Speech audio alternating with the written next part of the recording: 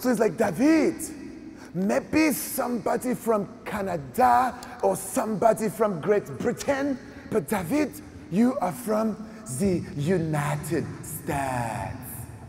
I mean, this is exactly, if you met people from there, they say this joke. He looked at me and he's like, David, now I tell you joke. David, if you speak 3 languages, you're trilingual.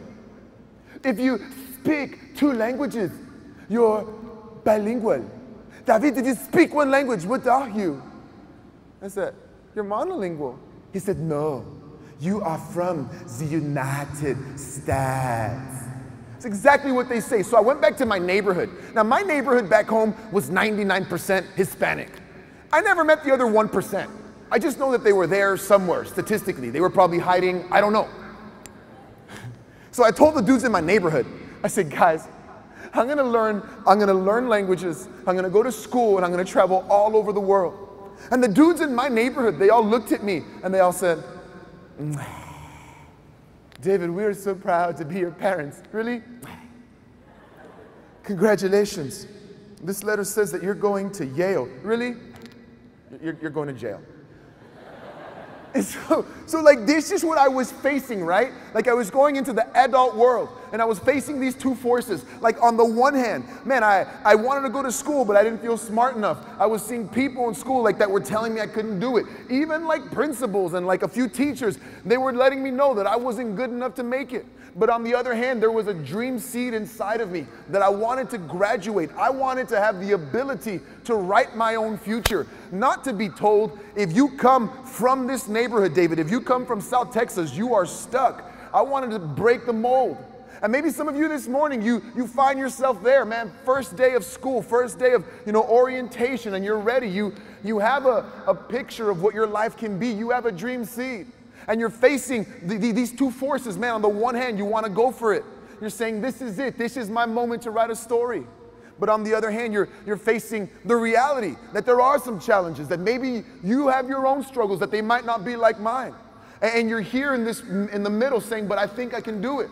And I want to let you know, students, that it is possible. And I want to share with you this morning 4 keys, 4 things that I want to challenge you to find over the next journey that you have here, the duration of your journey in university.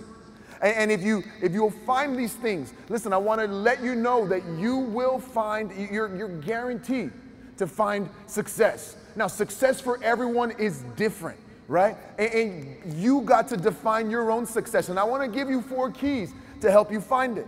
Now, the truth is, students, I was having these challenges, but the truth is, like, I was not that great student in school. Like, I struggled in school. I was a flunky. I failed algebra, right? I failed biology.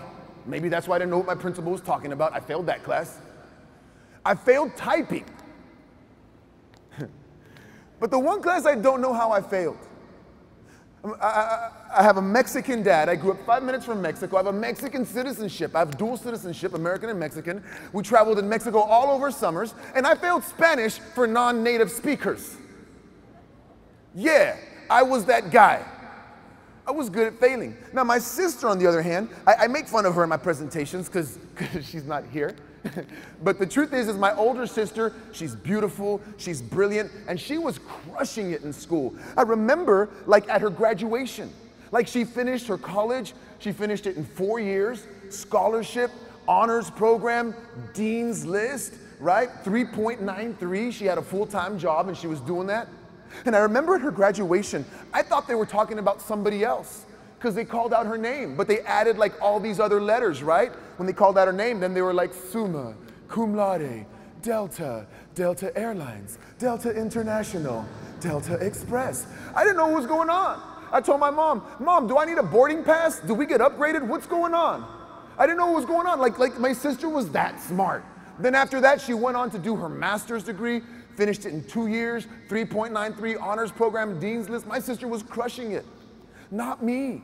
I had problems in school, right? And I remember my dad. My dad was so proud of my sister. My dad would brag about her. He would be like, this is Elizabeth. We are so proud of Elizabeth. Elizabeth is a golden child in our lives. Yes, My Mexican dad became British when he talked about my sister. Even the name Elizabeth, her name means gift of God. And she's the gift of God into all lives. And David, we don't know what his name means. It probably means Jesus take the wheel or something. We don't know. Take somebody, Jesus. We don't know. So like my dad, like they would brag about her. And I used to feel like, man, I'm not that good in school. So I felt like I wasn't hitting it. But then somebody like had a chit chat with me. And they said, David, do you know why you struggle in school? And I said, no, but I have a feeling you're about to tell me. And they said, David, you are an autodidact. And I said, no, I'm Mexican. And they said, do you know what an autodidact is? And I said, no, but it sounds like a German car that goes fast.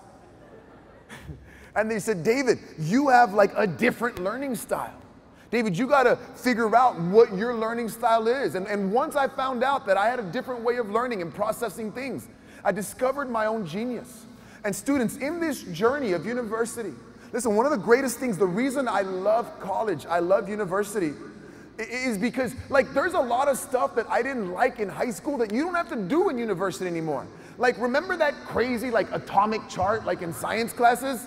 Like I've never used that in my life.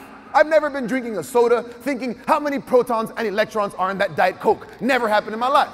Never used it since. I've never used a squared plus b squared equals c squared. You might. That might be your career. I don't know. But the thing is that like in college, like if there's stuff that you want to focus on, you can discover your own genius.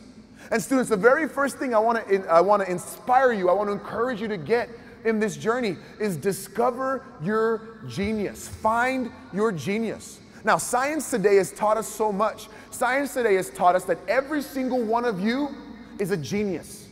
So this morning, I am beyond privileged because not only is it my first time in Wisconsin, but I am privileged because I am here at the University of Wisconsin-Whitewaters, and I am here as a genius speaking to a room filled with geniuses. Every single one of you have a genius potential, and that's who you are. How to discover your genius. See, when you find your genius, you become unstoppable, right? Like I used to have problems in school, but when I found my strength, man, it only took me 8 weeks in Switzerland, and I was speaking French on the streets, right? Not perfect, but I was speaking French fluently after 8 weeks. That's my genius, right?